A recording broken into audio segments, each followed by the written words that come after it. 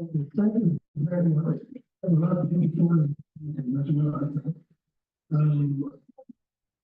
I would have really loved for us to see the site the prayer, but we took it. I think that will serve as our opening prayer. So as we start, I want to quickly recognize some of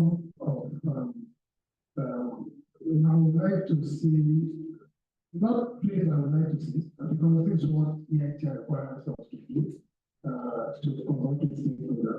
For us, the traditional year would be to consistently try to you, not as ladies and gentlemen, but as stakeholders.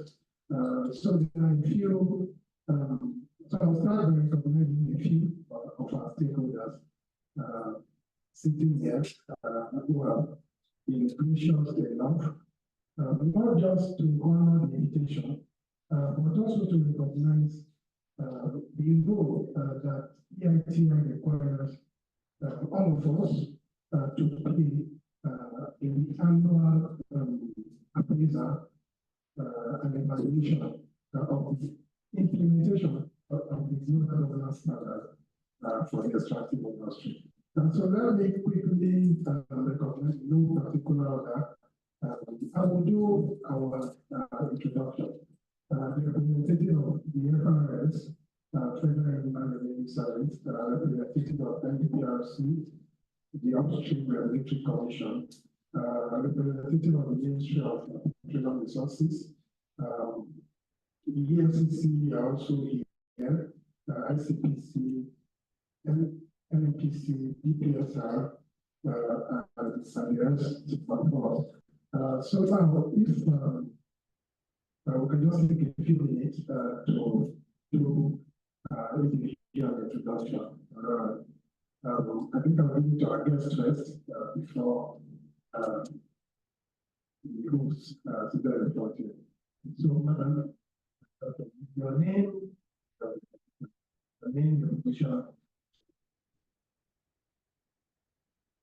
Good morning, everyone. I am Ms. Sheila O'Toole, and it is a leader. Good morning, everyone. My name is Saeed. A very good morning, everyone. My name is Ibrahim Al Head Global Compliance NMTC. Good morning, everyone. My name is Ibrahim Neiti, Senior Regulatory Officer, NPLC. Good morning, everyone. My name is Mark Adoda, Accountant at NPLC. Good morning, all. My name is Mark. That's what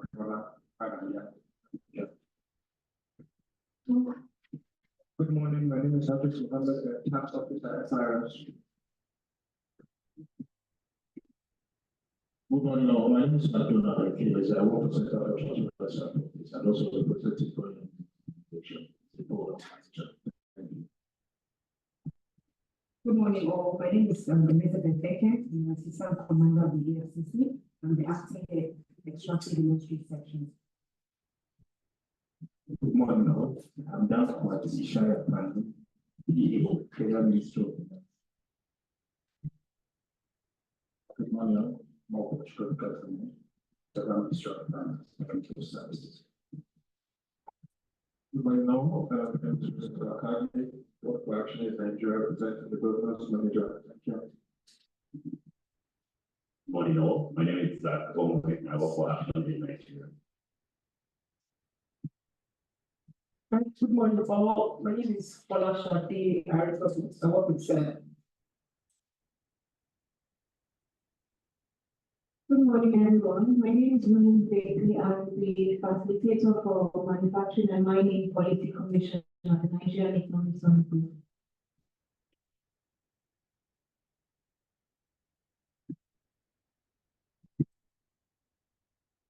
Good morning, everyone. My name is Dr. Deputy Director of the Government. Good morning. My name is Program Coordinator with Central.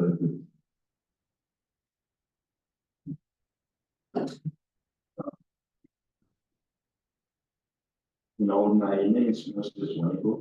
I represent National Bureau of Statistics. I'm the Technical Assistant to the Section General. Good morning, all. My name is Jane Alexander. I represent the PSR, the Charlotte Season Program.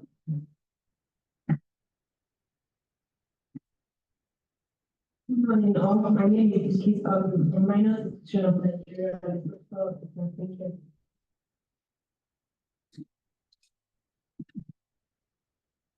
Good morning, everyone. This is Sokoji Veronica, my Minister of Petroleum Resources. Good morning, everyone. My name is Sam Harden, the Minister of Petroleum Resources. Yeah, good morning. My name is Kwasi. I'm here to cast this morning. First, as the National Coordinator of Media Initiative for Transparency in Extractive Industry. And second, as the team lead for media traffic control.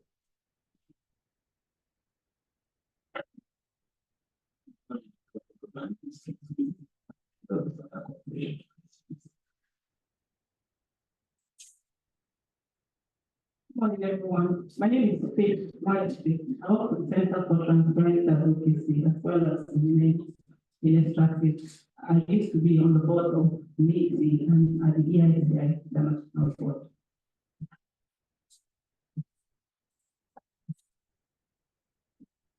Thank you very much. I think we are so very quickly. Now, before we delve into the activities for the event, it would be better for me to quickly explain why.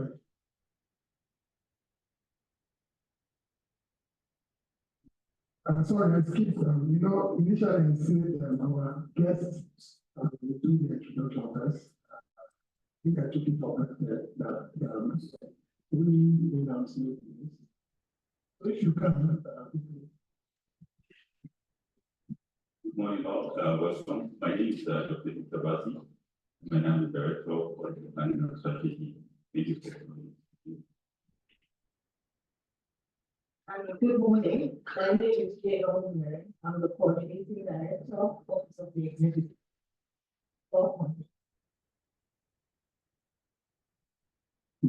My name is Larry, I'm the Director of Neiti. thank you very much. So let me just say that the ES, the Executive Secretary, is everything represented here by the Director in charge of the ES office, who also doubles as the Director of Legal Services, who typically as the head of TUGA in Neiti. The ES is currently attending the global national coordinators meeting in Switzerland, Geneva, okay, and also the international board meeting, which is also taking place. So it's happening this week, and it's being represented here by the director in charge of the ES office, which is also the acting executive secretary and the secretariat right now. And so, like I was saying, to quickly what this event is about and why we are here.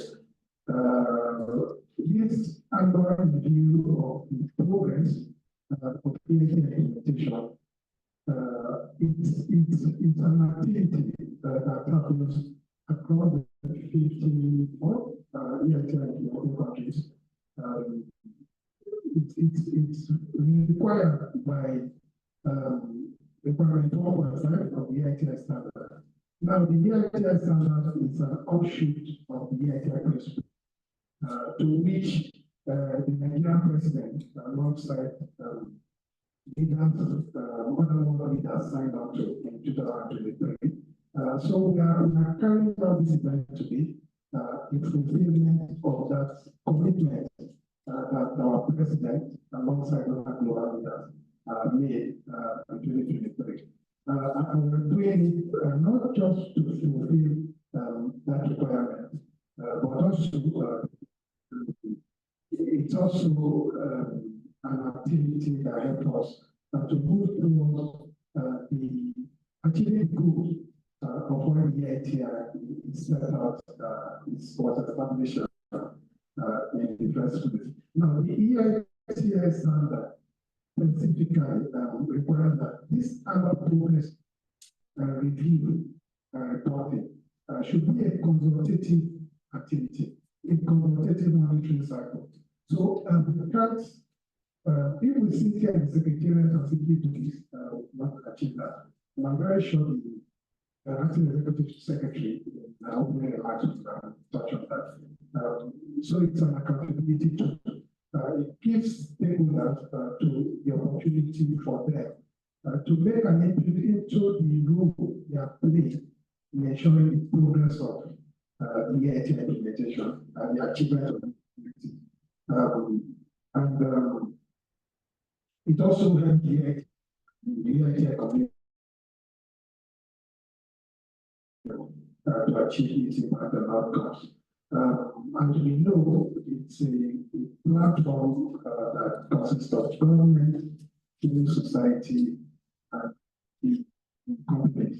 So in case we are wondering what is the essence and what is the value of today's event, as you know, the companies are a key part of this process. They are the private sector.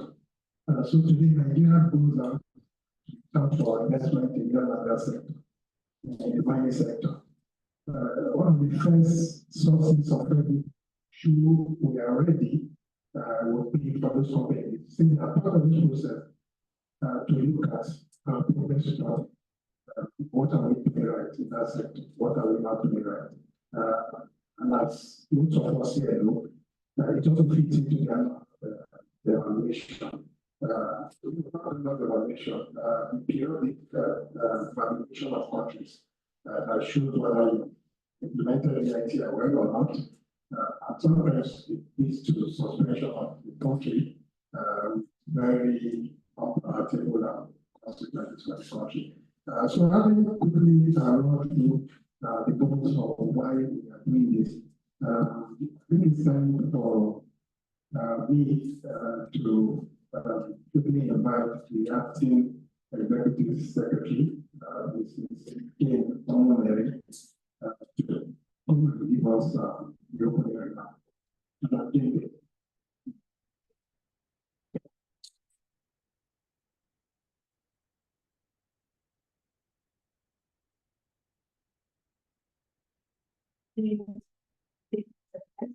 Stakeholders, we are to the Neiti Secretariat. We are also welcome to the stakeholder consultation meeting workshop. I must actually start by recognizing a few people who are here with us. Specifically, some of the members of the National Stakeholders Working Group who are with us online this morning. We have Dr. Teresa Danladi, the representative of the civil society on the NSWG, the Neiti board. We also have in attendance Mr. Ogenekueke and Jafia of the OPTS, the executive director of OPTS representing the companies.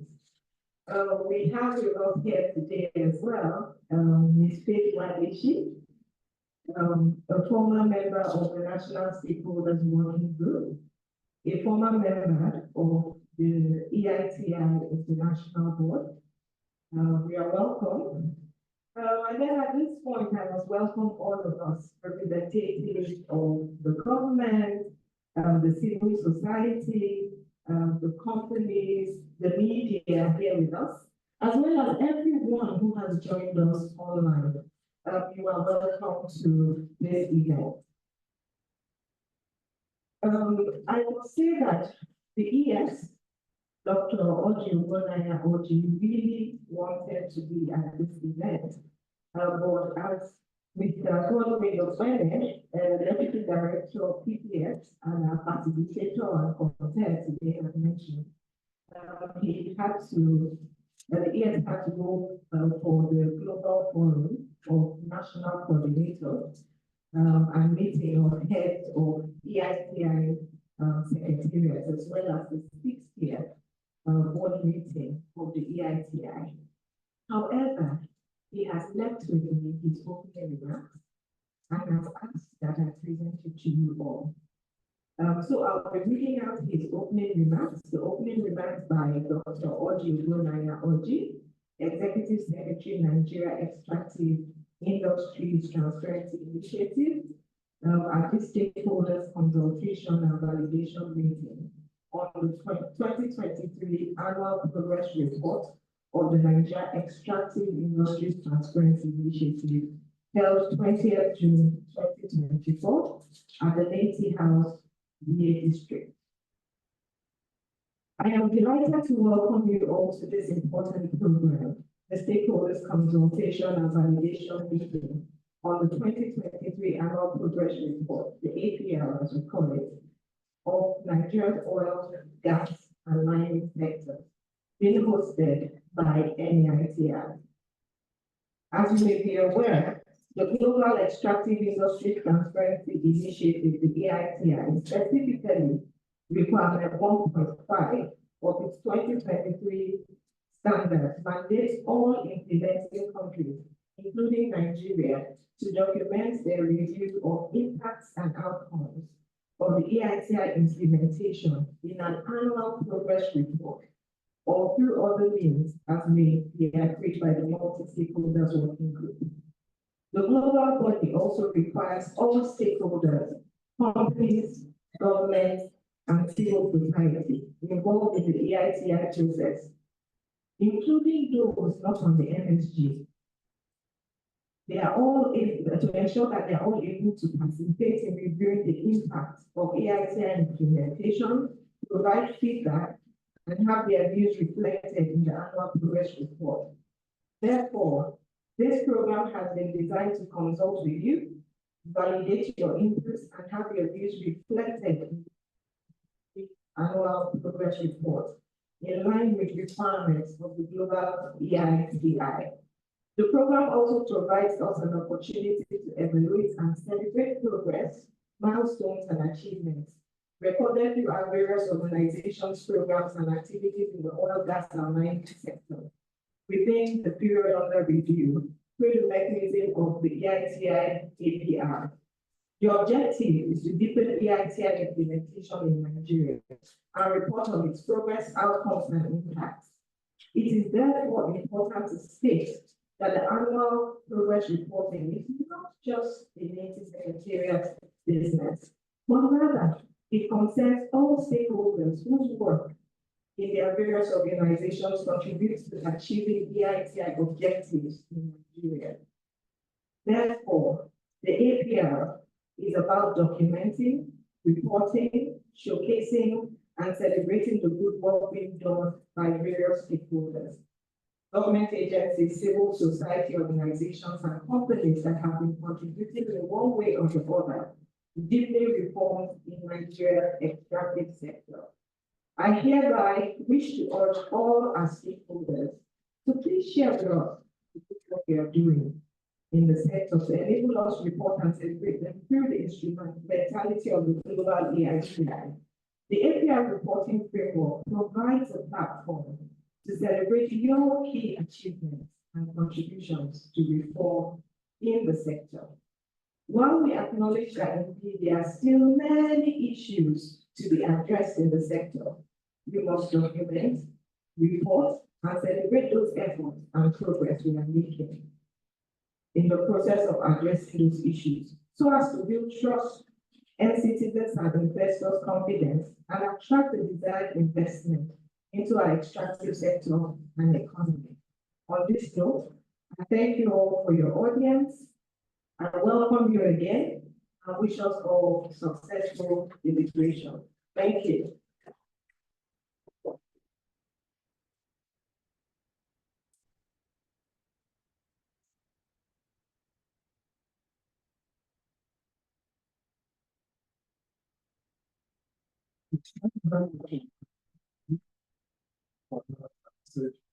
Once again, another round of applause for her. Yeah, she just reminded me that it's years implementing leadership in what case we are seeing. We listen to the welcome remarks.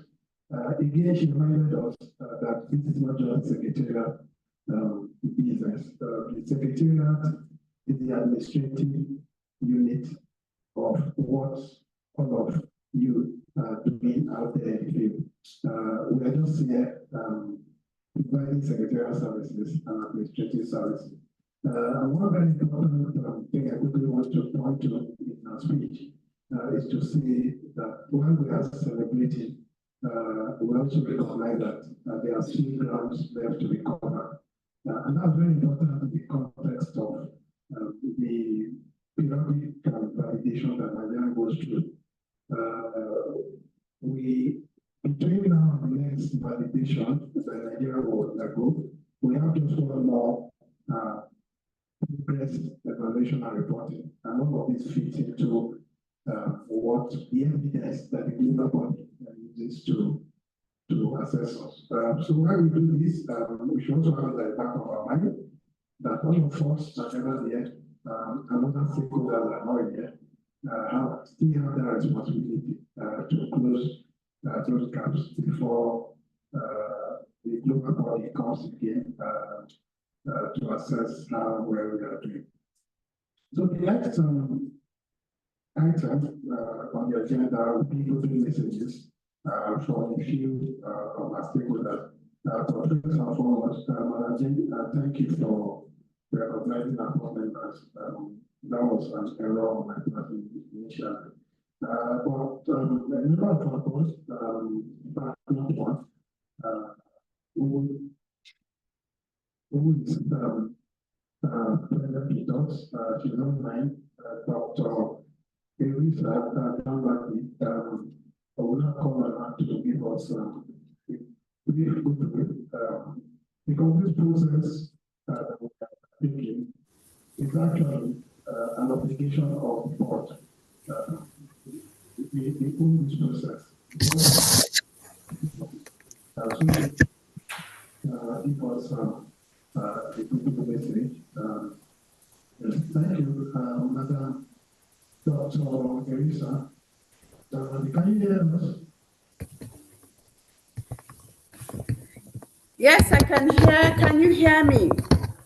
Yes, thank you.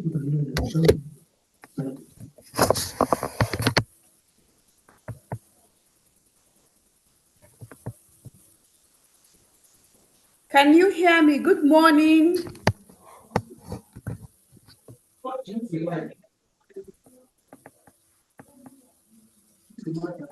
Yes. So good morning, everyone. Thank you very much for this opportunity online. I wish I'm there in person to do this. Want to thank Neiti for this opportunity. Want to thank the team that has put this report together. And I wish us this morning as we start as we continue this deliberations, looking at the gaps and ensuring that we make our contributions. I wish us the best of it. The network here is not friendly.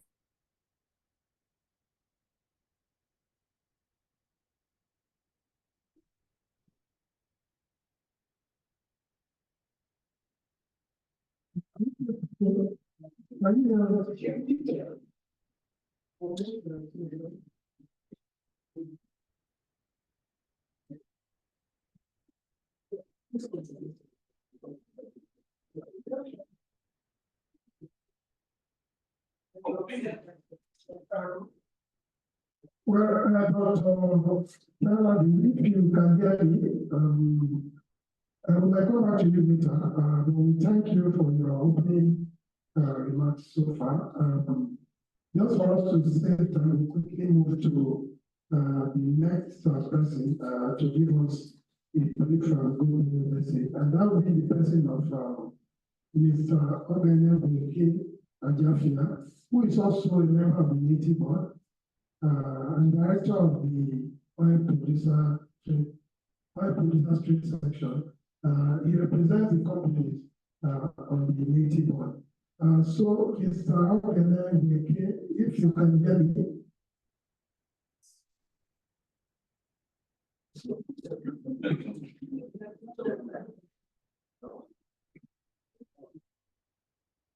I thought we saw him beginning with technology. So there are two supports from moving on. So let me quickly call on the representative of NPRC to give us a good news on behalf of the government agencies present here. It is Admiral Mark.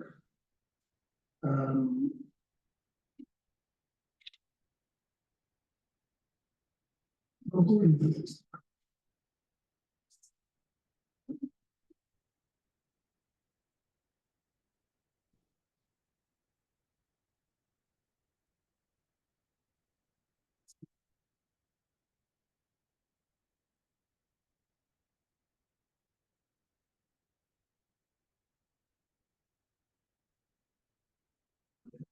I want to thank Neiti for this opportunity given me, and I want to welcome. I want to welcome all the stakeholders here this morning. And I want to appreciate the work that Neiti has done so far. So their work has strengthened our system as well. And I want to say thank you. And thank you for putting this report together. We bring out a message from our CCE. He said we should greet you when we come here. So we thank you very much, and we are hopeful that this workshop is going to be a success. So thank you.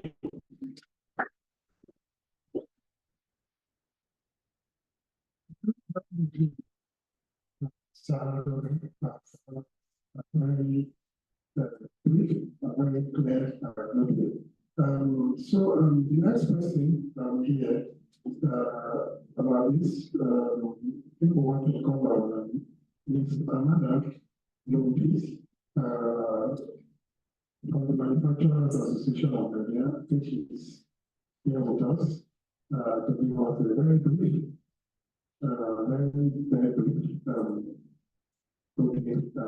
thank you.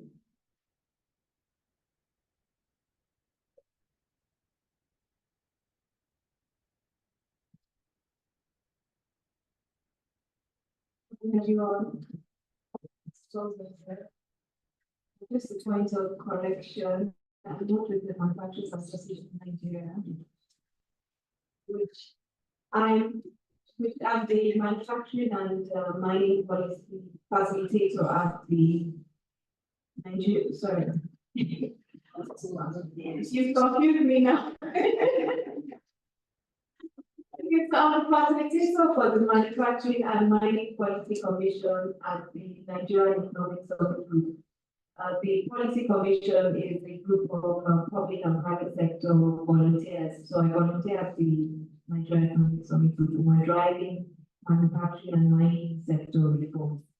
I've been a great friend of Neiti since about 2009 when I was at work, and I've watched Neiti, grow and transform the Nigerian economy and play a critical role in driving oil sector reforms. So, just like to commend the Secretariat for continuing the good work, and hopefully at the end of the day, what we discussed today will also play a big role in Neiti continuing its good work. Thank you, everyone.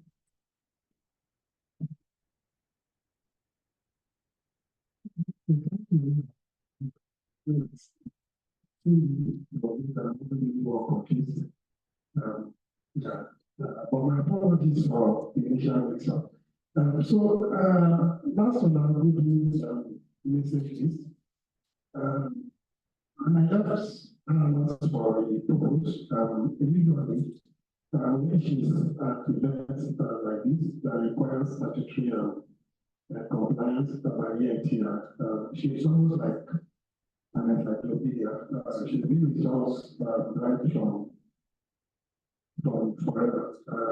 She has the national board of the EITR, Nigeria EITR. She was also on the global board of the EITI, international EITI. Of course, those who know her already about. She's I call her Madam Gates.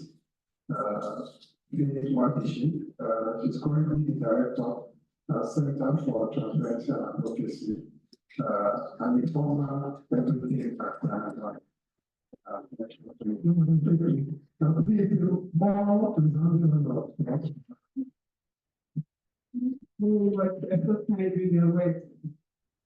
I want to thank and congratulate Neiti for this annual review that we have. I'm congratulating you because I read the report and I see that there's a lot of improvement, especially in stakeholder engagement. Just like we are doing this at annual level, at the EIS International level, when I was there, we used to have this traffic light kind of assessment of countries' implementation of the EITI. Traffic lights, red, amber, and green. We have come a long way. Recently, I was doing a study on the impact of multi-stakeholder groups on policy reforms and development in Nigeria. I must say that Neiti has contributed a lot towards that. A lot of us are celebrating the Act, even though it took us over 20 years to achieve that. Neiti played a lot of role around that. And I must also at this point recognize the impact of civil society, because the tripod of the EITI rests on companies, government, and civil society. I must tell you that without the civil society pushing and keeping that pressure, there will be no EITI even at the global level. And it has also been established that it's because of the role that civil society plays in the EITI value chain itself that keeps countries on track on the implementation of the EITI. I just want to say that in the last year, we have had a few concerns. Perhaps going forward, we should actually look at this. The fact that each time a new government comes into office, dissolves the EITI board in the country is a concern, because that alone can lead to the suspension of the country. We're lucky that eventually the Neiti board was put together. But I'm sure that if the Neiti board has not been put together, with the EITI International Board meeting happening right now in Geneva, it would have been a serious concern. We had the same issue in 2016, where we were in Peru. At that time, I was on the board. Nigeria didn't have a board, and the board at the international level was going to take a decision about suspending Nigeria because we didn't have a board. It is important that we understand the role of the board. It is so important that we have that oversight going. And then finally, I see that not a lot of civil society reports have been captured in the APR. I want to urge my colleagues from the civil society sector to please engage and send your reports, because the EITI, from the stage where we are putting So people call it Neiti work plan. It's actually not called Neiti work plan. It's actually called a country work plan. The reason why it's called a country work plan is that every stakeholder, government, civil society, companies must make input into that work plan so that we all have ownership of it. And the APR is deprived from whatever activities we carry out in our different silos. And that makes it, gives it the beauty of the implementation as a multi-stakeholder group. So looking at the AISM and the APRO, and I'm seeing less than 10 civil society organizations activities captured there, it's a concern for me. It's we need to be able to get there. But again, civil society needs to be able to share the reports with Neiti to capture all of this. Perhaps going forward with the board in place now, this is one of the responsibility of the civil society representatives on the board. Once more, I want to thank you for the opportunity to speak at this meeting and to restate my commitment to the EITI process in Nigeria. And I'm sure that my colleagues that are sitting in the room here also have that commitment, because if EITI works, the sector works, and Nigeria will work. Thank you very much.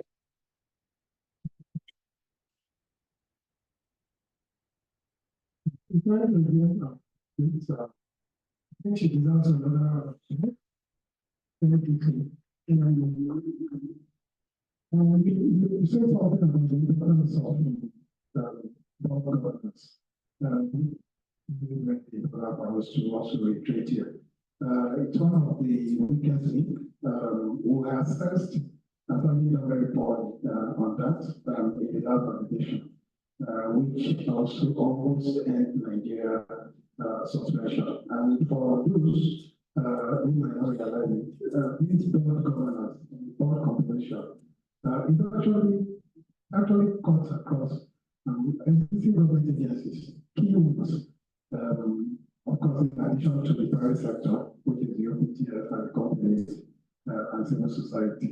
And so for the purpose of that, I also especially want to, again, even though they had already introduced themselves, NBC and FRS, the heads of these two organizations are currently on the board of Neiti. So it tells you the importance of the board to the countries and also the importance of the role of these institutions with us today. And also the priority our boss has overruled me that I ended the good properly. And we might need we'll call on the NMT representative to quickly give us 2 minutes brief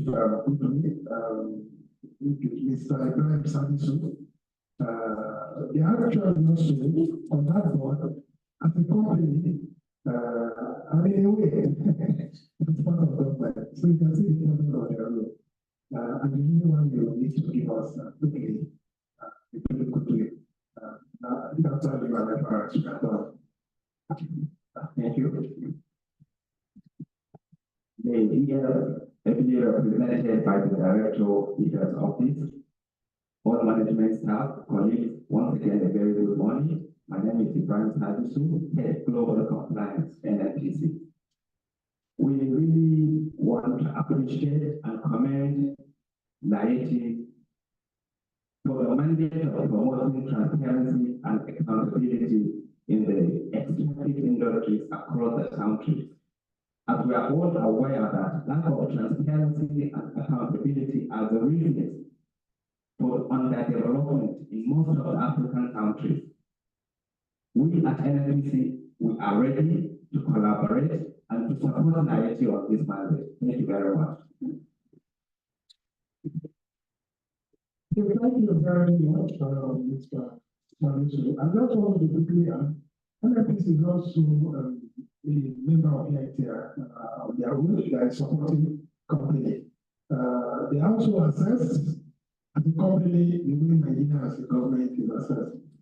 So whatever their performance is, it also fits into how the global community, both the private sector and global governance institutions view Nigeria as an active sector. So quickly, for the very last good business, go to FRS, you know, there were the biggest group driving the bullying for the country.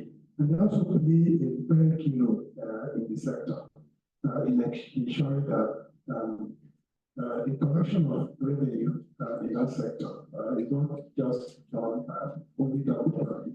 That everything that is due to the country, everything is properly captured. So let me quickly call the representative of FRS, which is the tax controller.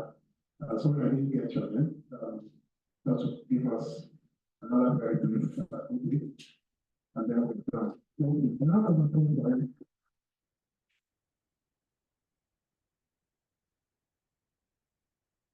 Good morning once again.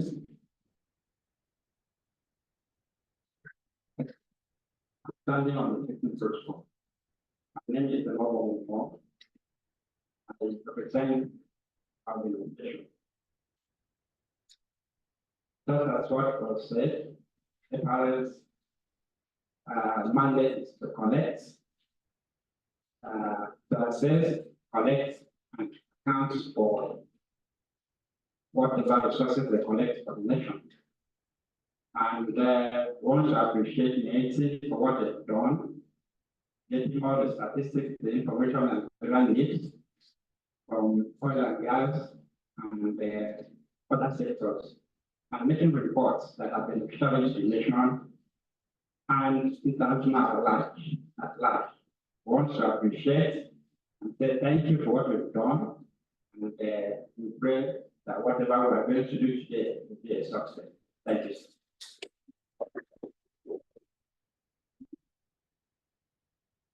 Thank you very much, Mr. Omo, for that very apt.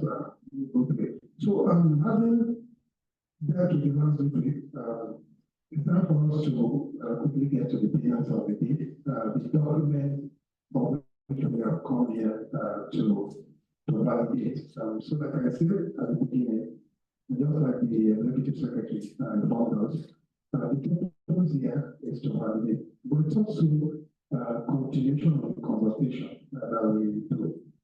Because everybody has made it into this document. We look at it, we listen attentively as we present it, ensure that what is captured represent the intention and the text of what you sent to us as well. And for those who didn't make input into this, if you go to the Neiti standard, and I will encourage all of us to do this, because your document is not Neiti standard. It is standard for country, the governance of the attractive industry for every country that's part of that Neiti process. So the standard actually requires you to come and listen and have your view of how much progress you think as an organization and as a stakeholder, like Neiti has made. You have a right to disagree with the assessment, you have a right to validate, you have a right to make your additions. So having said that, I have the honor to call Dr. Dieter Bassi, the spelled Dieta, or we pronounce it Dieter Bassi, is the director, my apologies for that. Dr. Dieter Bassi is the director of policy, planning and strategy at the Department of Neiti. This is the department in charge of coordinating the development of the annual progress report. Annual progress report. So it will give us the brief highlights of the document, which will set into for the discussion that we'll have on the annual progress report for the remainder of the day. So as I invited, I will call on us to listen attentively and make whatever contribution that we need to make to enrich this document so that we can finalize and submit. Thank you. Dr. Dieter, a round of applause for you.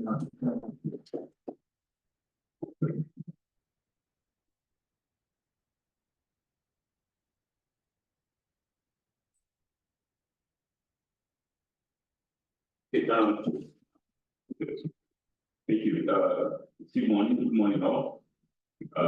Welcome once again to Neiti and then to this important program that we said. For some of us that are my colleagues that we met, Monday and would have known it for a very long time. I'm not working policy. I was in National Institute of Policy. Thank you very much. So, like has been said previously by all the speakers, this is just a highlight of the 2023 annual progress report of Nigerian industry. So it's a accumulation of these documents and reports from all the various agencies and Neiti itself, where we will see what we've done so far, and then for us to see what needs to be done in terms of validating this document. The outline of the presentation is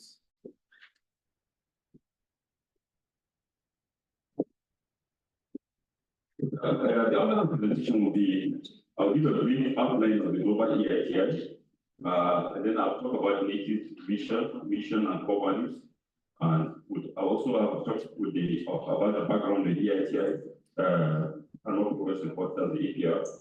I'll also talk about the general performance, stakeholder collaboration and engagement. I'll talk about the efforts and progress reported by government agencies in delivering EITI objectives, efforts to ensure EITI contributions, efforts to build awareness, support, and build capacity of stakeholders, efforts to build site organizations to build awareness and support, weakness identified in the EITI process, and any other action, and then the total cost of EITI implementations in 2023.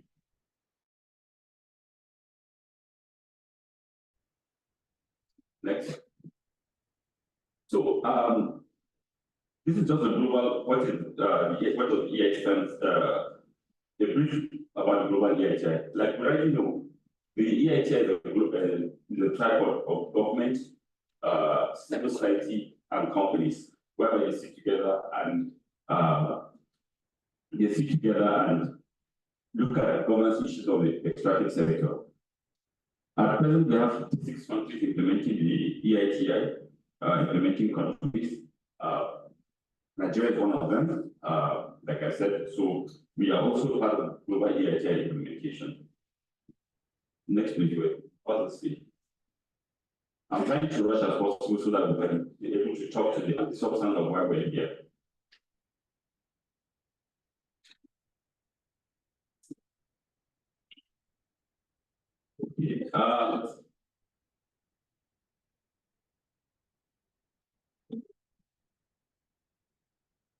Okay, yeah. So, Neiti's mission and core values. Neiti's mission is to have a Nigeria whose extractive sector is transparent, accountable, and beneficial to all. Our mission is to institutionalize accountability mechanisms and processes to install a culture of transparency and participation in the Nigerian extractive sector for the benefit of all. Our core values are partnership, accountability, professionalism, integrity, teamwork, and openness. While our strategic team is to maximize revenue, enhancing revenue and maximizing revenue and enhancing impact. Our strategic goal is to facilitate the effective governance of the extractive sector for the benefit of Nigerians. Next is the annual background of the APR. Next slide, please. Okay. So, yeah, let's get on. So the 2023 annual work plan APR is prepared in compliance with the requirements of the global EITI of the 2023 standards.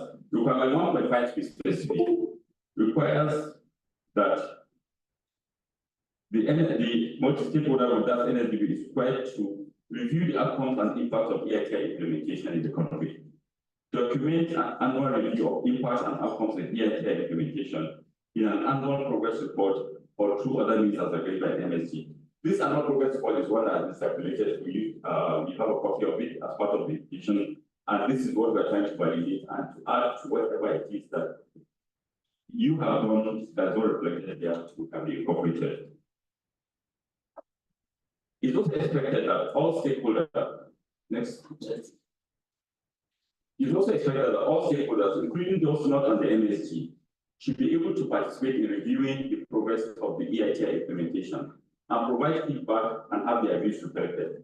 This is why we're here, and this is why all the stakeholders, both within the MSG representative and those not in the MSG, are here. Therefore, the API document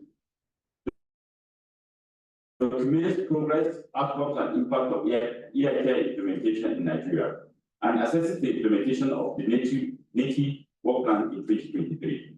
The report also documents progress recorded by stakeholders, whose progress and activities in course of carrying out their mandate help the EITI activities and contributed to reforms in Nigeria's oil, gas, and mining sectors. Next slide.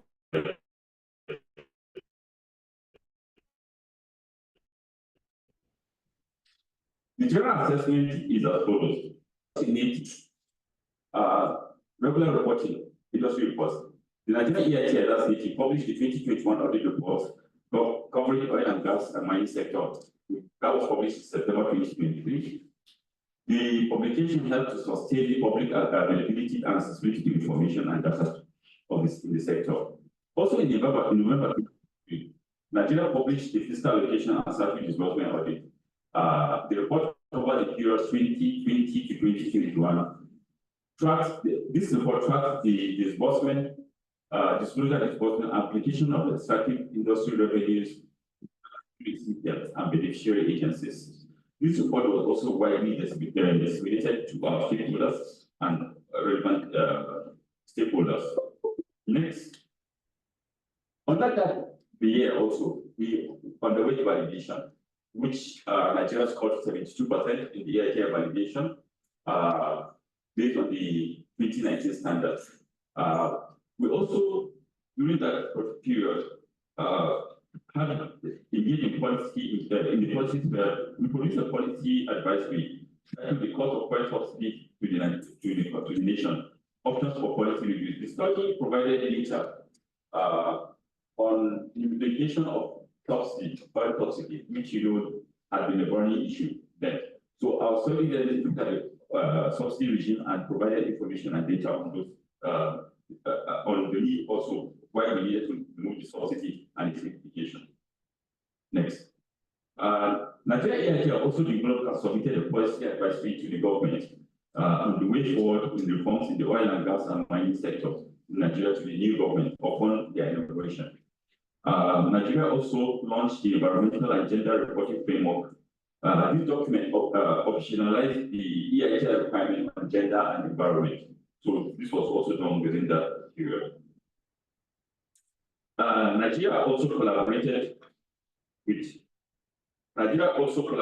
Global Rights to hold the mining endeavor. The conference focused on promoting fiscal justice and social safeguards in the solid mineral sector.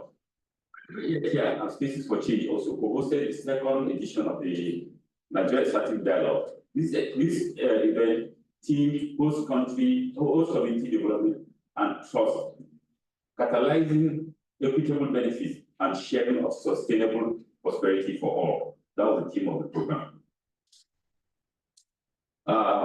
As part of strengthening collaboration and engagement with other stakeholders, Nigeria will open ownership and budget foundation co-hosted a program titled Connecting the Dots. This program helped to strengthen the capacity of civil society actors in implementing beneficial ownership disclosure.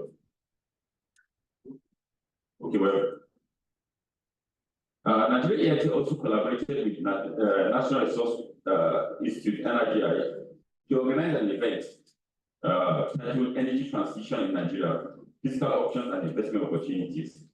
This focused on the implication of energy transition and our transition towards gas dependency.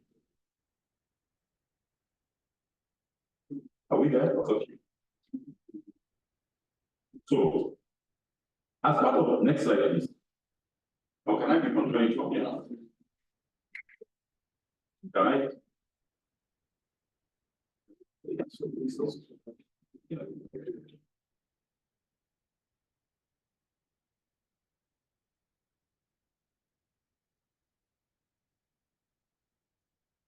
Okay, so as part of efforts of progress recorded by government agencies, duty.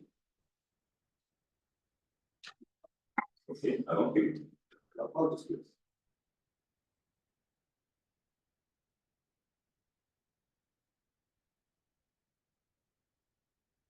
Okay, yeah, great. So, like, I know we also recorded progress done by other government agencies. So, yeah, we sent out templates and you sent us your information on that. For any NDPRC, that's Nigerian Midstream and Downstream Regulatory Authority. During the year, they developed and published set of regulations for 2023. These regulations that set the standards for licensing of gas, environmental management, including the assignment of transfer of license and permits regulations, downstream petroleum operations regulations. Others are the enforcement regulations for the midstream gas flaring regulation, Nigerian strategic stock regulation, midstream and downstream decommissioning and abandonment regulation, and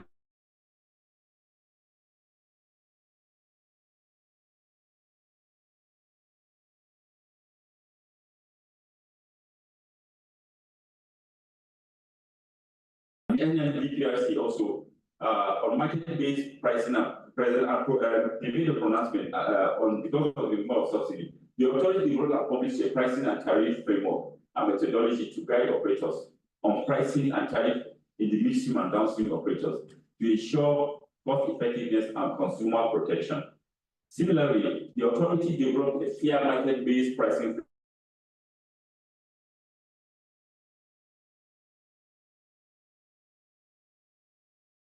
It also reveals the PMS consumption parameters for sufficient determination and development of a set of guidelines that are transparent with a fully automated application platform that requires a timeline of between 3 to 5 days for processing and issuance of import permits.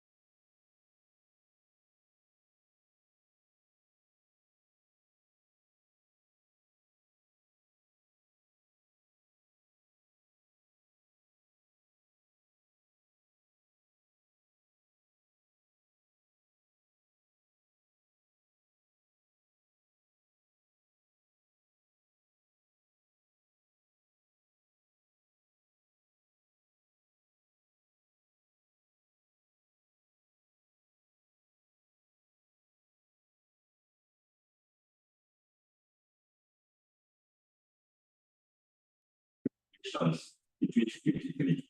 The regulations include the Nigerian Upstream Petroleum Unitization Regulation, significant crude oil and gas recovery regulations, frontier basin exploration and administration regulations. Others are Nigerian Upstream Petroleum Measurement Regulation, gas flare, venting and methane emission, prevention of waste and pollution regulation, and Nigerian Upstream Petroleum Decommission and abandonment regulations. The Commission also issued model licenses and petroleum prospecting license to 50 deserving awardees in 2023. This followed a pre-qualification, that technical evaluation for the mini bid rounds that took place. Yeah. Commission completed the 2020 marginal field bid rounds, leading to an early field development plan to production from the awarded marginal fields. The Commission also progressed the conversion of 24 marginal fields awarded prior to 1st January 2021 to PPLs and petroleum mining leases as applicable pursuant to provisions of Section 92 and 93 of the PIA 2021. Furthermore, the Commission has advanced the mini licensing round for 70 offshore petroleum prospecting licenses. Next one. The Commission concluded the evaluation of the unmonetized gas reserves in the country and identified key pathways for monetization. This is pursuant to the implementation of the Decade of Gas Initiative and sections C and H of the PIA. The Commission also formulated the regulatory framework for energy transition, decarbonization, and carbon monetization in Nigeria upstream operations. The framework has commenced with the execution of climate initiatives and operationalization of the methane guidelines. Next. Furthermore, the Commission has commenced the process of enabling carbon credit earnings through a defined framework for key climate action initiatives and related activities. The Commission successfully enabled the incorporation of 87 post-community development trusts at the Corporate Affairs Commission as prescribed by the Petroleum Industry Act. The Commission also implemented end-to-end monitoring and reconciliation and took full charge of fiscal price determination to ensure that crude oil and natural gas production, lifting and utilization are properly accounted for and administered. We also look at what NOSRA has also done, that the National Oil Spill Detection Agency. The National Oil Spill Detection and Response Agency, NOSRA, launched data analytics, which is the Nigerian Gas Flare Tracker. Data analytics and deployed to regulate the operation of oil and gas industry in Nigeria. The Gas Flare Tracker is a satellite-based tool and approach for collecting gas flare data through satellite technology. The tracker provides constant and independent gas flare volumes, CO2 emissions equivalent, and penalties payable for violating regulations such as gas flare venting, methane emissions prevention based on the regulations of the methane prevention of waste and pollution regulation 2023. The tracker aligns Nigeria with global transparency on emission tracking, measurement, and qualification for response disclosure. Efforts to ensure that EITI reports contribute to increase public awareness regarding the fiscal contribution of the estate sector and how those revenues are collected. On that perspective, Nigeria increased awareness through the report, following the completion of the 2021 oil and gas and mining reports, as well as the FSD reports covering the periods 2020 to 2021. Nigeria EITI simplified these three reports using infographics, and they were published and widely disseminated. The report was also presented to the media and civil society. This was also followed by wider dissemination of this report using various media platforms. And also various stakeholders, that civil society, were also assisted in distributing this report effectively. Nigeria EITI also embarked on robust and extensive media engagement and organized media appearances to discuss the report using both radio and television.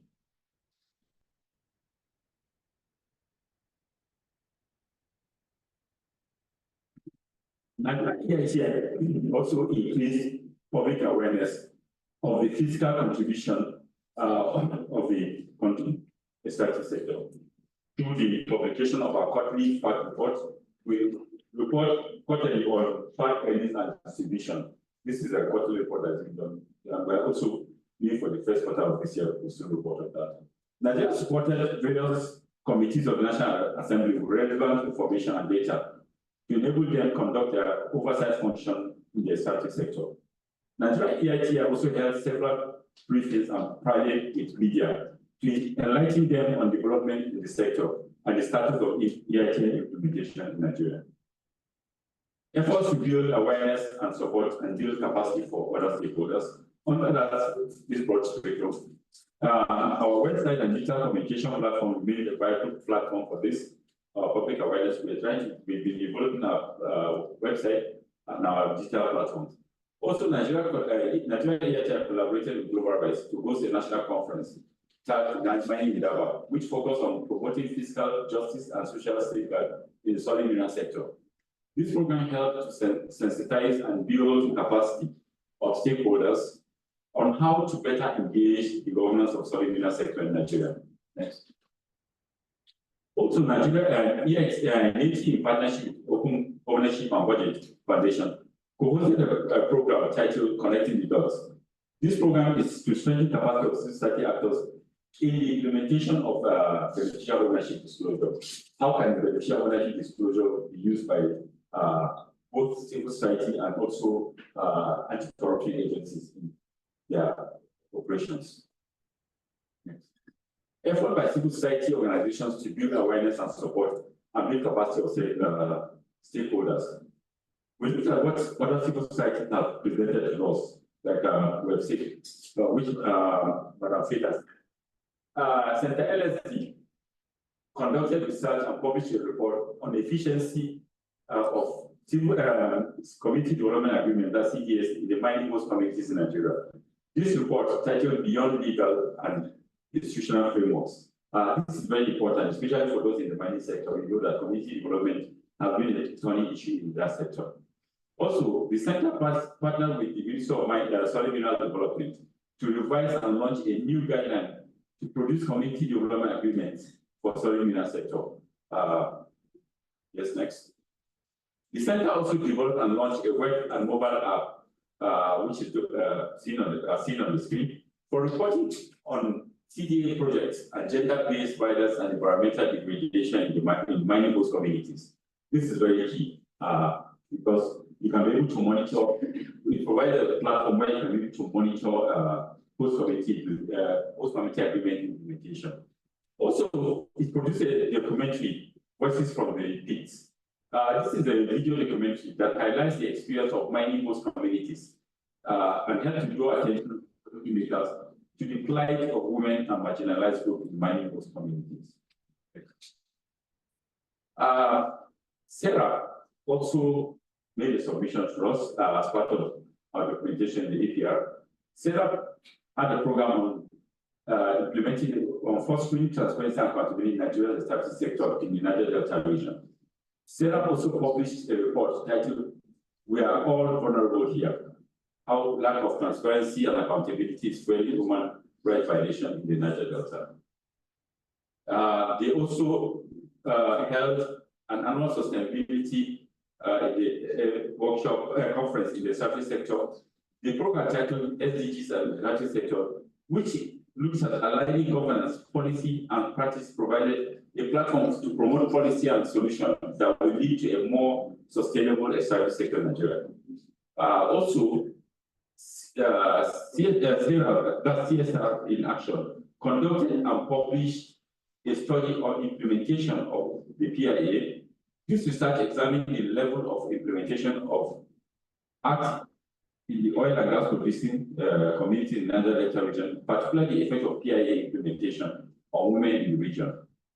Also, CSR in Action produced a documentary titled Earth Women Screening, a documentary that highlights the challenges of women within the extractive communities. This documentary helps to promote awareness on the prevalence and deep-rooted issues of facing women in the extractive industry. Policy Alert also provided submission.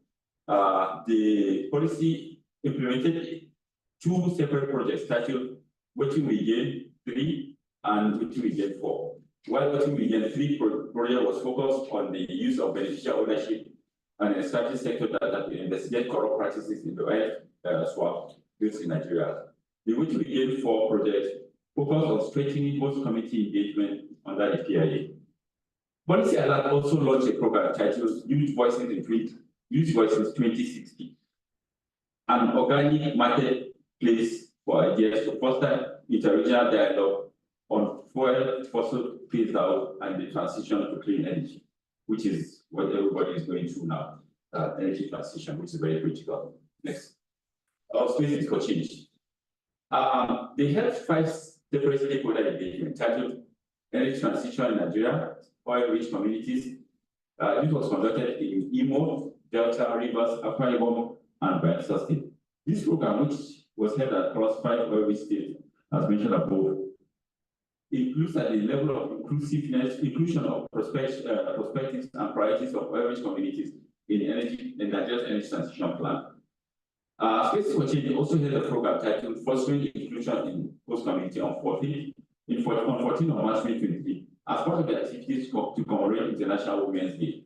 This program helped to sensitize women from oil-rich communities on the impact of extractive activities and how to foster women's inclusion in natural resource management. Space for Change also conducted a sensitization program in the Asa community in Ohaji, Ebema, Imo State on community participation in natural resource governance process. This program, which was held on the 17th May 2023, examined the implementation of the PIA with respect to setting up host community development trust and sensitized community leaders on the provisions of the law and their roles. Also, the Space for Change organized a town hall meeting at OBT communities, also in Hajibima, on June 20 on petroleum industry care, on the emphasis on the importance of setting up host community trust by a lot of them within their community in line with the provision of the PIA. Space also for Change also collaborated with the Federal House of Representatives Committee on host community and organized a 2-day technical session in Port Harcourt. The program enabled the legislators to assess oil-rich communities and oil companies and regulatory agencies on the level of implementation of the Host Community Development Trust Fund. Stakeholders also under Stakeholder Democratic Network (SDN) under Strengthening Environmental and Policy and Action and Accountability Governance Project, published in 2019 and 2022, Environmental EPS using Neiti and Nosra data. These EPS were reviewed and validated by all stakeholders in 2023. They also developed a stakeholder community trust and livelihood guide. This document is currently guiding host communities in engagement with oil and gas companies on establishing the host community development trusts. The Center for Transparency and Accountability, CTA, which I think is being represented here, so you are captured now, conducted capacity developments on negotiations and understanding of the community development agreements for selected mining communities represented in Nigeria, in Abuja, including women and people living with disabilities, and also original inhabitants. CTA also conducted the national dialogue on subsidy removal. The removal of general subsidy in Nigeria. This was followed by the removal of this followed the removal of petrol subsidy by the Nigerian government in May 2023. So, what was the witness and identified the ETI progress and any action and this action and outcome that can be addressed by such action? 1. Limited sub-national outreach. We have this can be improved upon. Timely implementation of Neiti audit reports. Our reports are hence scheduled, but we are also working on that. Mainstreaming and systematic disclosure. EIT is moving towards using new government data agencies proactively disclosing data, and then on like FRS or NFPC, which they are doing, but also data should be mainstream. We're trying to work on that. All other agencies should be able to have data mainstream and disclose systematically. Total cost of EIT implementation. This is what FTC, this is the cost. The federal government provided a sum of 2.6 billion to military operation 390, which is we are not fully funded in terms of there's a gap in funding also. Next, please. So This is the presentation based on the inputs received from various stakeholders. We want to thank those that have given us their input. Those represented here, please, documents presented to you. This is the occasion, this is the opportunity that we have to get feedback from you and to validate what we have on the report. We're able to finalize on it and publish it. Thank you very much for taking your time and having the opportunity to present this. Thank you.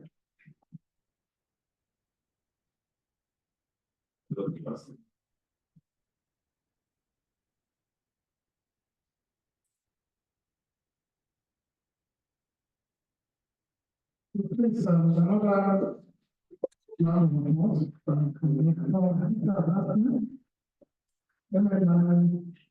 Director for Neiti for that very comprehensive presentation.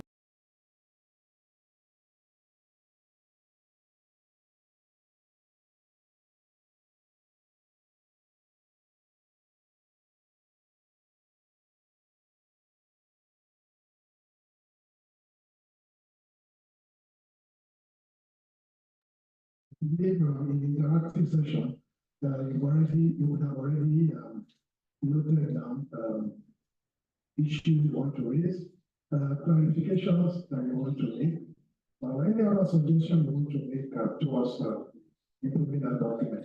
For the presentation, you would have realized what we were saying earlier, that this is not a Neiti document. It's your document. The thing that Neiti did at the secretarial level, you can see the less than half, maybe even less than a third of the presentation that we made. And even at that, most of it were activities that were done in collaboration with other stakeholders. Again, we cannot repeat enough that this document you see is a communication document, a communication tool.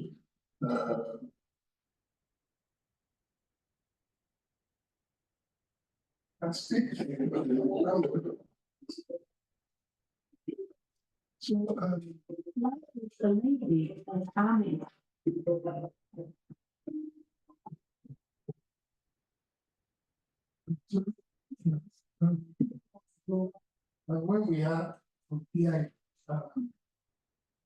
the law of us, I think approximately 2 to 3 years ago, what have we did?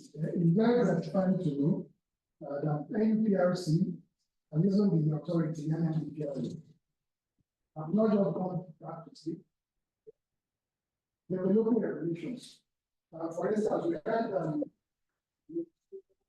something regulation so far. It is something I have to develop. And it has been developed by the place of the okay. Okay, yeah, so I was also going to come to that. So what is going on? And this document, which is not just going to be a national document, it's also going to be on the global EITI website, because they also refer to it. We also have to inform other stakeholders about what progress we are making in terms of the governance of that sector. And now, there were key things that were also mentioned in that report, things around the energy transition. And a subject matter like that, it's very important for us to treat on this particular platform. You can see from what the government is doing in terms of the policies of the new government, the committees is setting up. They come to the realization that it's not a one agency task or project, that stakeholders, especially the government institutions, the private sector, the social sector, coming together to develop and design a direction for the implementation of energy transition. I would not actually want to disagree with Madam Piet, when she said earlier that she didn't see much of civil society contribution to that document. But I will say this, I was reading this APR for the first time. Again, it was the first time I was really enjoying the beat. In fact, the part I enjoyed the most was the beat about the projects and activities that civil society carried out. You could see they were concise, policy focused, very specific, very clear, and all of that. And those are the kind of stories that we want to tell about Nigeria. We made some progress, if you agree with us, in terms of how much of what civil society do that we capture in there. What to do is progress reporting. We try and improve, and we are calling on our civil society stakeholders to also usually document what you do. You share it with us, even on an ongoing basis, so that we can properly capture them. And also, lastly, to say that as we are doing this, as we are sending in our entries for the annual progress reporting, if we've already done so, whatever evidence that we need to have, we should have them handy. The one that you don't have on your website, to send it to us. And whichever way you can document that. Because when the year comes in 2026, this is like 2 years from now, they'll be asking for those evidence of what we say we've told the whole world that we've done. So it's a continuing process. So after the validation, everything that we say we've done, we should ensure that we have accompanying documentations, links, pictures, attendances to events ready, so that when they come in, like I said, the first source of data they go to in the APR before they make physical or virtual interaction with us. So we should have that ready. And so now, the next item here will be our interactive section, which is for me even more important than the presentation of the document, where our views and reactions will be captured. And I will say I'll be facilitating that session. Therefore, at this point, I just realized that I don't introduce myself.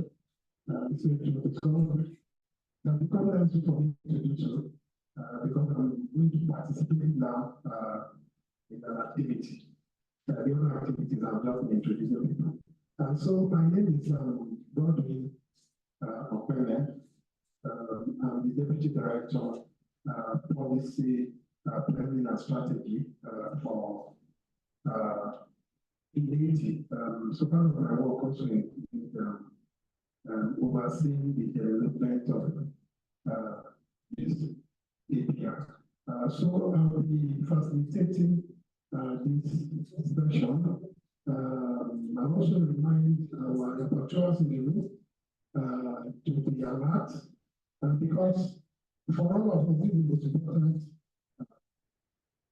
session of this event, so that we can properly reach this document, finalize and submit. And Nigeria has the deadline of July 1st, so we should have published this before the 1st of July. You know that yet? Okay. So we need to do that, finalize the document, and publish.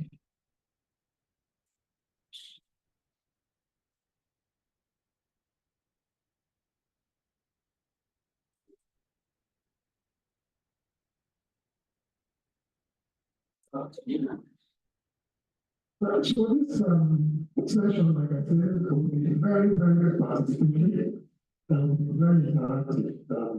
Both of those who are stakeholders who are physically here, and those who have joined us online. Anyway, I want to see, we can see their hands up from here. Now, Yeah. I also get the access to Yeah, so I want to see those online, so that we take note of them. Yeah. But I mean, those who are in the future. Yeah, so now we'll go to participants. I think we have a mic there. Somebody on the hand of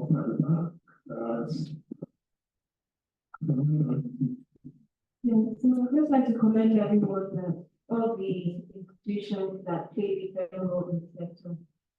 Last year, the Nigerian Economic Summit with support from Ford Foundation, Economic Summit could launch a diagnostic study on the mining industry.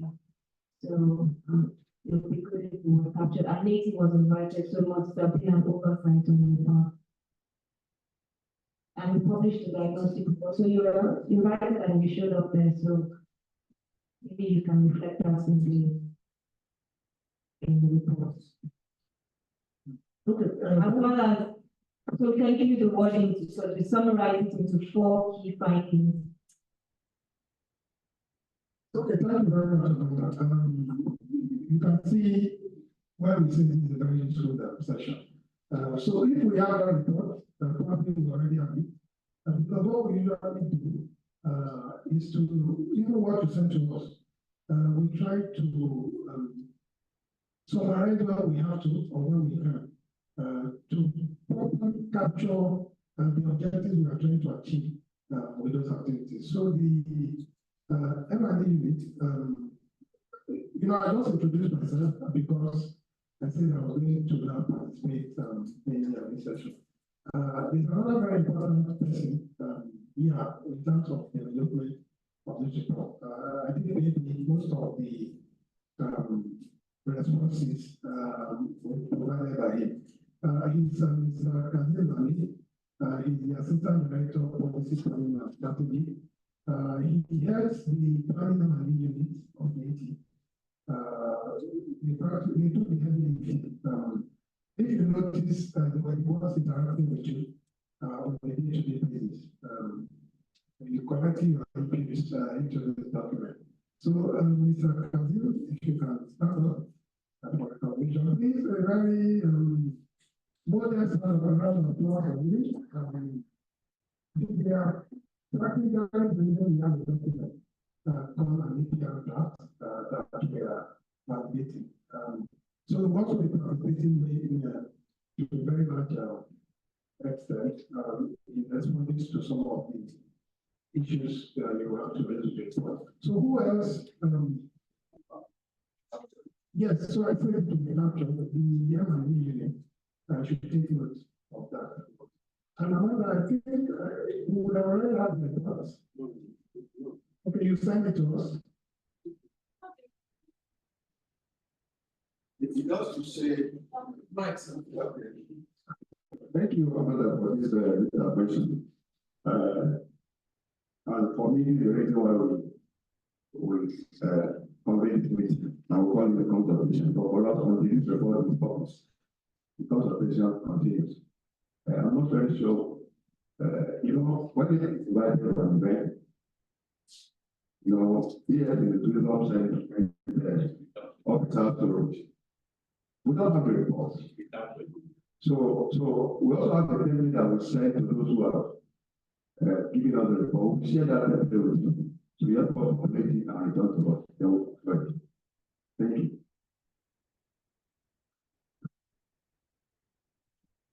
Thank you very much. Just briefly introduce yourself again. Thank you again. My name is Ibrahim Ouye. I'm coming from NUPRC. Initially during your presentation, it was mentioned that you had shared this report with us previously. However, from my colleague and from my office, that we have not received any report on this year. Please can you share it with us so we can give feedback and make progress based on adjustments and additional information.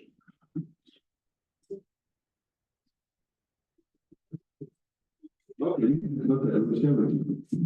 Right away. Okay. So, okay. Very much again for the work that went into producing the API, but a few observations. The template that is usually sent out, I remember when we were reviewing the last API, I think that was last year. We agreed that there should be a very simple template that can be sent out every quarterly, so that especially for civil society, to be able to put that, because I know that a lot of work has been done by civil society and has not been captured. I understand also that it is the responsibility of groups to share information with you so that it can be captured. So perhaps one of the things going forward in the maybe your quarterly or your monthly update is to just have that and let it could be part of the capacity building that you also do for stakeholders to put in their report in a way that can be captured in the APR. I see that in the report, there was a lot of attention that was paid to APRC, but I don't see a lot of things that were done by FRSC, NNPC. NNPC most importantly because they are supporting EITI company. Some of the other stakeholder groups within the EITS process, what is it that they did, in the last year to support the EITI implementation? So I see also that in the report you had some issues from the audit report and the status report. Is it the response that they gave on that status that suffices for what they have done in the last year? Because it's important that all of us, for instance, we have about 5-6 government agencies here, but there was a lot to show that NPRC had done enough. But what about the other agencies? Is it that they were not giving the templates to also say this is what they have done in line with that? And also just to finally say that the Center for Transparency Advocacy does not have hands in it. The Center for Transparency Advocacy, not Center for Transparency and Advocacy. In the report, it is captured Center for Transparency and Advocacy. In the summary that you presented, it is captured Center for Transparency and Accountability. Please, let's make that correction. Very important. Thank you very much. Okay, so thank you very much. Let me start from your last point. If you remember, this is probably not the first time you're making this correction. It goes some time ago. I don't know where which is doing on this. I think to be right there on that, and I don't know if you should be making that kind of error. Secondly, suggestion quarterly, template sending it out, simplifying it. It's also worth taking. If you remember earlier, I said if we can be doing this on an ongoing basis, and so it helps us to continue to, because I've been waiting a year later. Sometimes you miss some things, not everything. And sometimes you're almost in our way of doing things, you're always working very close to the deadline. So it catches us not always ready to capture everything as it were. And finally, the point we made about updates on all these recommendations. The head of government can attest to that, working on that issue as to, because what the EITI standard requires us to do is to document action that is taken by the industry towards implementing those recommendations or resolving those issues. Now, at some point, we didn't have an embassy in place. I think when the audit report was released, we didn't have an embassy in place. That's one. But we have also noted that it would have also been important for us, necessary and useful for us, to look at those responses from the covered entities, NNPC, NPRC, and the rest of the their responses to say, okay, what is our position? I guess that is what. Because it's looking incomplete, having there. It's a discussion that we're having with the director of policy planning and strategy to see how we can, because it's not fulfilling that requirement. It's also helping us to improve that sector. So it's something that is one of the key things that we're trying to deal with in that report. We've reviewed, made comments on that, we've sent back to the relevant department in the secretariat to see what further updates that we can provide to that. And also, finally, for me to also say that we circulated this draft of this report to all the relevant stakeholders, especially those who made events. Maybe the representative of an entity may not be the best officers who received it.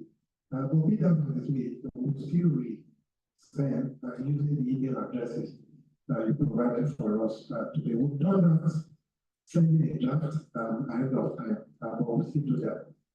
Today is 20th, and so I'm urging us to quickly respond so that we can finalize the document because it has to be published, including the editing work, design and layout between now and maybe 28, 29. Yes, and the other yes is saying here that we are still open to receive emails from those who are not sent in. Because like we said, it's a communication tool. It's also a marketing tool. It's a marketing tool for the country. The IOCs, the private sector, the non-oil sector, and the mining sector, they are practically, I don't want to use the word, they are working closely with the human here. So the whole report is very, very, very important. So when we go with all our government investigations abroad, the next thing they want to see, okay, what are these people doing to encourage us? In the last validation, I can tell you, we don't keep secrets here. It's a transparency agency, and you're all stakeholders. One of the key things that came out was the company, the private sector saying they have very little faith in what is going on in that sector. They also complain about the level of, they don't even no longer believe in the actual process, the way things are happening. And if you put that side by side with the frequency of the investments in the sector, maybe they say the witch cried in the night and the child died in the morning, we can make the extrapolation. So it tells us that what we are doing here leads to some of those outcomes and the impact it's having on the Nigerian economy. So it's very important. It's also a marketing tool for various institutions. Donors, they look out for serious CSOs. It might be a donor that you didn't actively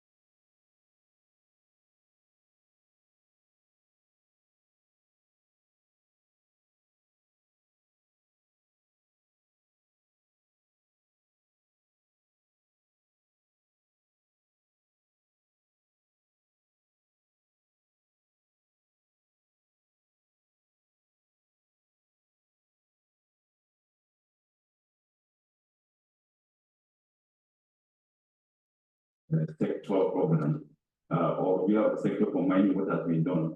Ministry of Mines and State Development also have not seen any increase from them. Also, it would have been good for us to see what is happening within the mining sector also. What are the new things that we're doing?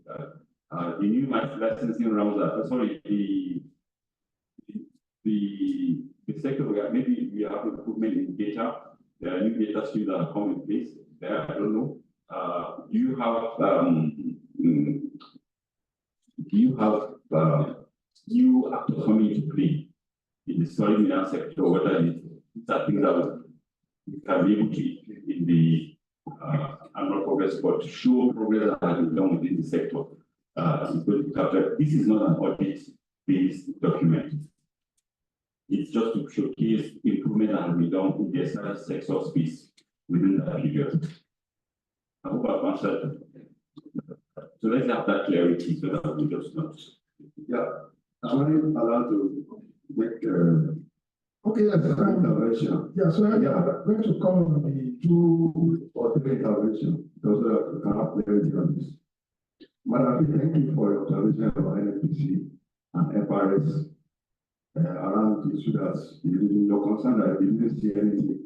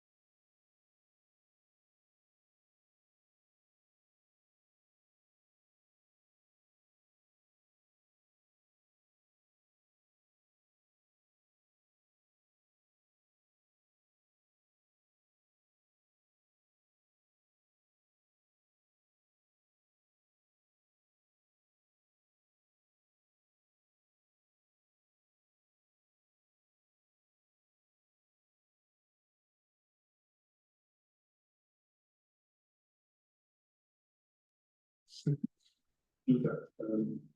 It's a document, it's not anything for the very document.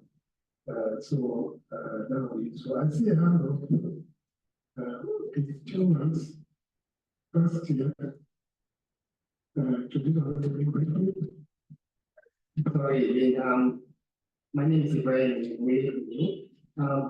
Please, I just want a clarification from you, which is this information we have provided were correct as of the end of 2023.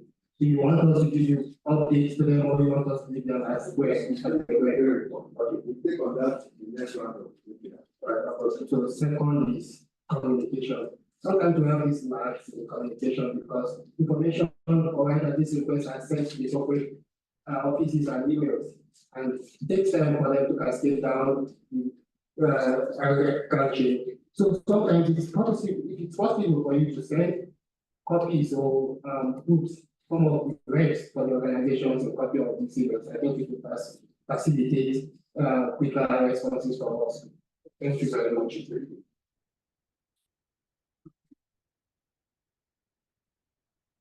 Thank you very much. We have another hand. Yeah, good morning. My name is Mr. Shani, a program coordinator of Center LSD.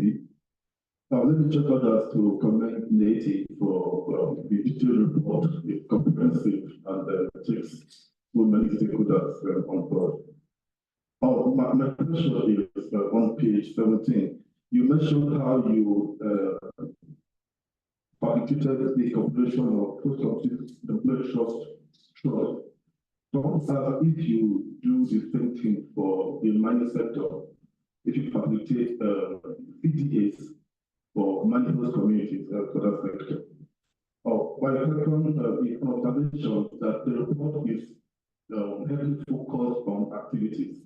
I think for a progress report, we would like to see the outcomes of some of the activities that you mentioned in the report. Thank you.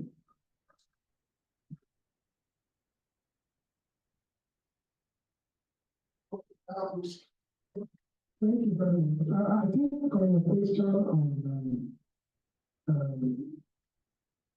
page 17 referred to, I think we facilitated the I think the director of the can respond to that.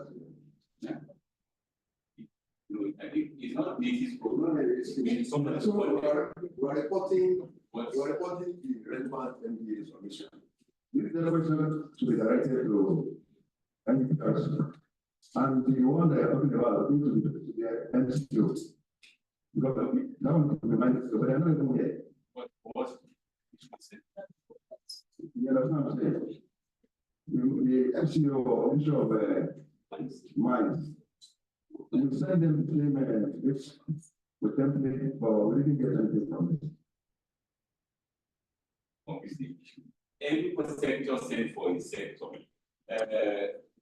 The oil and the AEPR will send for sectors. We sent the questionnaires to also the sub mines and into. If we don't get a response, we'll report on the response. That's the answer. Okay, thank you, Director. I think you have raised the question, which, if it's possible for us to answer it, because that's the essence of this. We are going to beyond what they sent to us, and that will be there.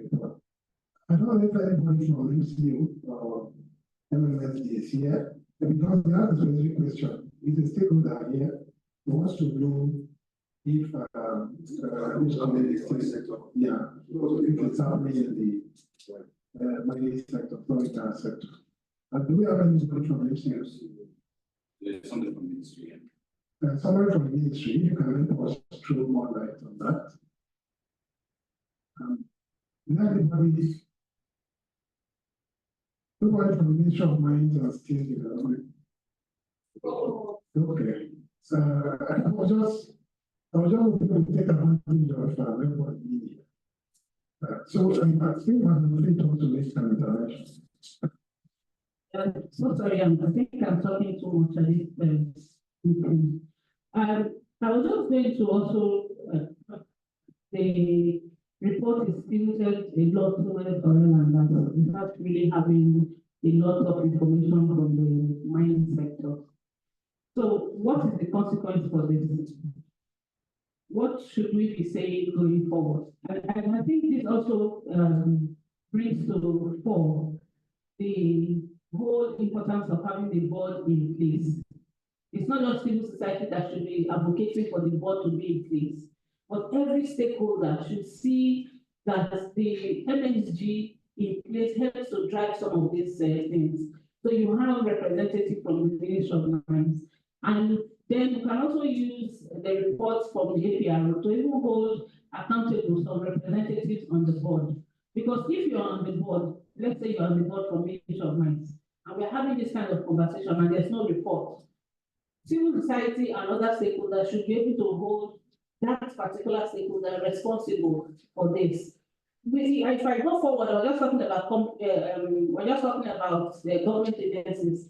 Companies also have not reported what they have done. We have not seen their report in the APR. It is a multi-stakeholder initiative. So if we go out and report this, companies are not reporting, government is not reporting, only civil society is reporting. And even the civil society report, I'm saying again, that I'm not sure we have even captured up to 30% of what civil society has done in the last year.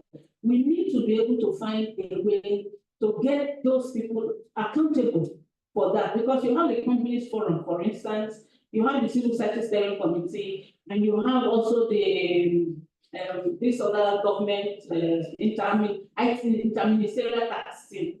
So if these different groups are not reported, it means that we are not making any progress in Nigeria. Some of these things add to eventual validation, eventual position of Nigeria's implementation of the EITF. If you ask me as an individual who have been following the process, I'll say we are doing a lot. But when it comes to reporting, we are not there yet. I think we need to really be committed to this process and then ask the NSWG when they fully come in place to be able to take responsibility for this going forward. Okay, thank you very much. I would say I want to respond to the issue of the MSG oversight. But I think the acting years will be in that position to say something about this. Because it's an issue you're raising. Beyond saying we need to do this, what would be our internal strategies in terms of actual work that we need to do to make sure that we address this? Thank you very much, colleague, and I will say thank you to the committee for raising this. However, you are aware of the Italian in terms of the dissolution of the board and the fact that the board has just come, on board again. These issues definitely are some of the issues we're going to look at, especially in terms of having reports from all the various the stakeholders, the government, the companies, the civil society. These are part of the core issues on the agenda for the new board, which there are actually activities already planned towards this issue to bring to the notice some of these gaps that already exist and how we can close it. The good thing about it also is the fact that the board is made up of a lot of these stakeholders in place. Specifically, I've mentioned the NFTC, that is an implementing company, as well as the FIRS, the civil society at home. So going forward, I know these are some of the things that we really want to address with the activities that are already lined up for the board and the company. Yeah, thank you very much, Jane. And I think, I don't know with your permission, Martin years, Dr. Dara is still online. I know before this meeting, just for us to have the confidence, or just for the session to have the confidence. These points around energy website is noted. Yeah, let me just open that. Dr. Daladi, are you still with us?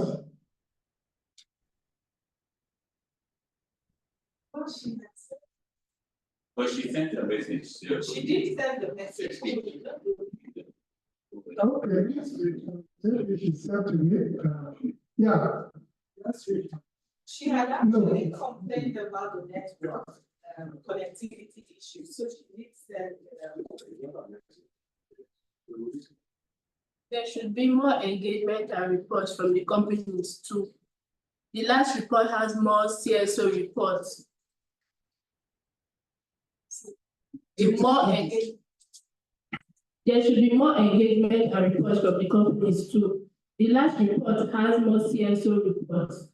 A more engaging strategy should be deployed to capture more work done by CSOs, like organizing deliberate capacity building on understanding the EIT and reporting so we can set workable templates.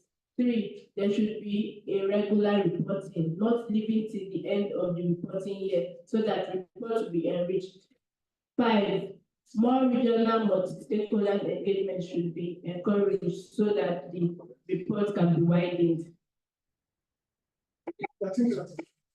So yeah, in terms of civil society, she has spoken because we also recall that there's civil society steering committee alongside that actually works with the board in terms of the work that the civil society do, and we also have the OPTS on board. So the expectation now is that going forward, we're aware that they just came on board in May.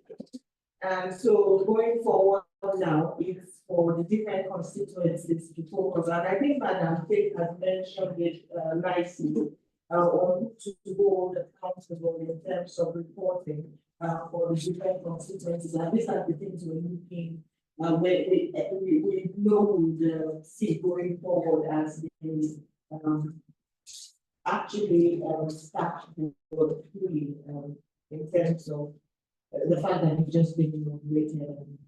The good thing is we also have the government at the level of the SGF at this point, who chairs the NSWG and will be able to put in the necessary pressure because of the importance of these reports. Thank you.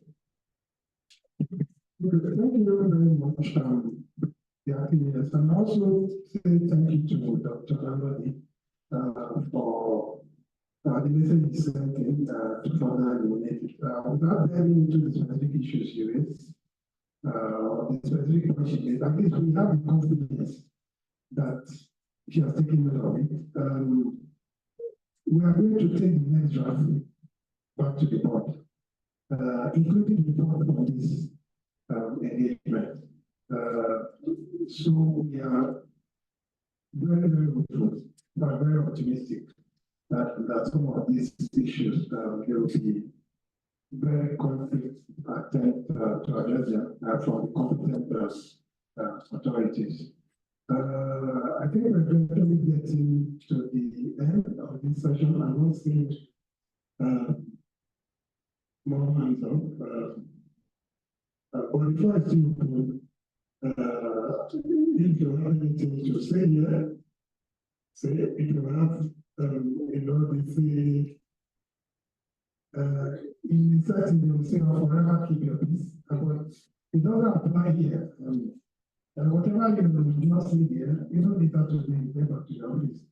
You can send something else. Tomorrow you can do the same. But please make it as yeah. So I think you can do time for that.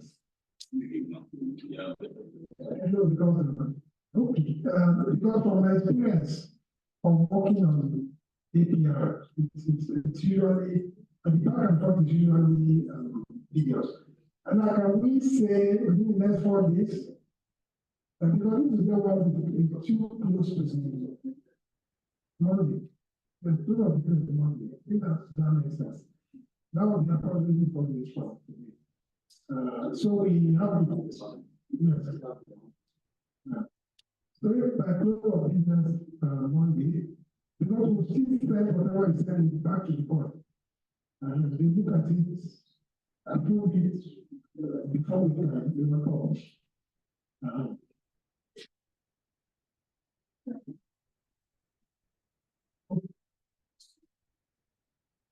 Dr. Allen, do you want to speak? Okay. Okay, I think we will draw, last few seconds. Okay. Yes. Yes, so the acting identity secretary has said, validated our, we don't want to use what deadline. The timeline for receiving additional inputs when they close our business.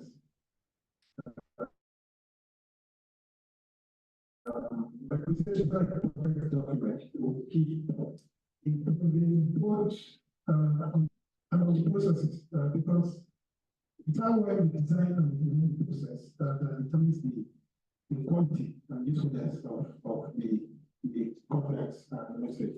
Yeah, so in the absence of additional contribution, I will just quickly highlight some of the key takeaways from this session.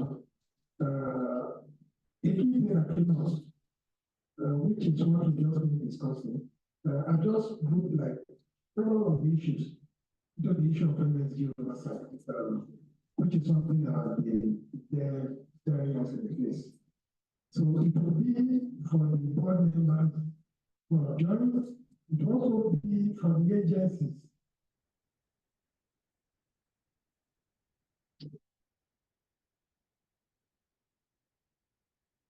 So it's also a message to the agencies on the Neiti board who are here today. You go back, you do your briefing. This is key to your chief executive. To say the issue of energy oversight is key to addressing some of the things that are raised here today. So there were issues, for instance, of issues from 2021 report featuring, I think there are still issues in 2023 APR. It's only proper energy oversight that can help us solve that. Because most of the key people are on that board. Most of the key people are on that board, and they're the chief executive. So this is one key takeaway from here. Somebody asked the question about too much focus on activities and not on outcome. The person was from the recipient there. I don't think, maybe you say we want to not enough. Okay, yeah. So the head of MIDC, they are there in the report. They are not captured in the highlights as much as they should be. But if you still read the report and still think this gap, we still have time for you to send your observations. Like we say, you are the ones implementing the ITI. We are the administrative office for you. We can't tell you how we want it to look like. Okay, you're back. So we're talking about the issue about the report focusing only on activities and not the outcomes.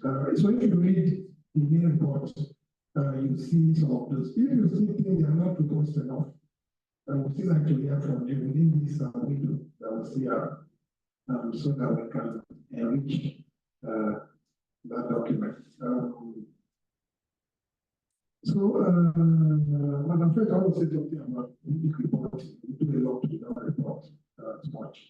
So the issue around periodic quarterly reporting will also help us to look at maybe outputs because what comes out of the activity, the immediate results in the output.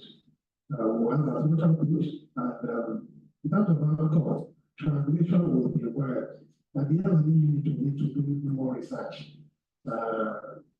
Collaboration in the institutions and organizations that regulated these activities, creating a collaboration with other key departments in the secretariat so that we can, based on evidence, so that we can make this report achieve the objective for which the global standard intend for us to I think those are the key highlights from the interactive session. We'll see share with you the comprehensive report for this session. Then when you send your entries, you send the final drafts approved by the MS before we publish. So thank you very much. It's not my duty. I'm not beginning the task to thank you. But they cannot be too many thank yous. So I'll say one thank you. Before I invite the person who has properly designated to thank you, to come and do so. Mr. The Assistant Director for the Planning of Strategy is also head of the Planning Monitoring and Evaluation Unit. They are responsible for putting together the work plan, country work plan. They collect data from the stakeholders, same way they collect data for the annual progress report. The good time to invite him to come on stage. Thank you to everybody. Also, for those online, I hope they're still with us. Mr. Kazim will come and thank us. I will close quickly. Robert, thank you. Thank you, Robert. My task is simply just to say thank you. But then, that will not be enough without putting some content to it. Like I said, this assignment that we're about to conclude, we have been on this February, and we have been on this is not only us, who have been part of us. So I'd like to start this thanking you message, assignment with the new board member, the NSWT member, but we're able to find time to join us online. Dr. Dana, I saw the OPS person too online. And also those are represented here from FRS. So we consider your presidency as also, representing your chief executives on the board, the NFTC. Also, I will consider your president also representing your chief executives also on the board. So I'd like to thank the Neiti management. They play, headed by our chief executive, Dr. 20JUN24, actually away now, and represented by Madam Jane, my director, Dr. Deta Bassi Eminence. We thank you for your support for us to be able to push this to this level. And of course, to you, stakeholder, Madam Faith, thank you very much for your intervention and vice suggestion, and all other people that are present here today, both civil society, government representative, and also company. A lot of you have responded to our request. Please don't get that with us. We're just trying to do our best to ensure that we move the country to the next level through the work that we have assigned or we have assigned to the people. So I cannot thank you enough. It also not be fair if I didn't thank my team in our small unit. That's the planning, management and evaluation unit under the policy planning and strategy department. Paula, Erin, I thank you so much. Mr. Lodi, I thank you very much. These reports that have presented today, it's a product of a lot of democratic engagement that normally has with you in the department. Sometimes anything we discuss how do we go about it. But thank you too. So with this, please, on behalf of Neiti staff, I thank you for finding time to be here today, and I wish you, safe return to your various offices. Thank you so much.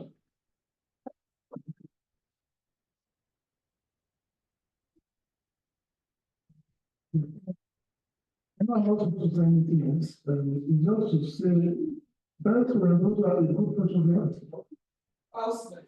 And then the small, much out and you have to lunch. Yes.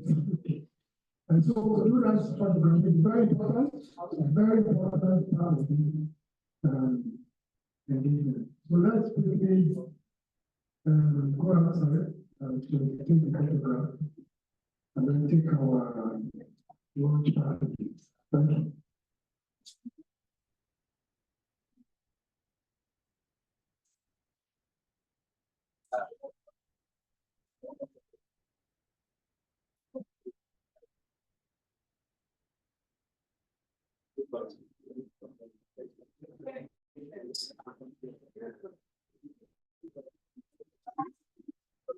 Thank you.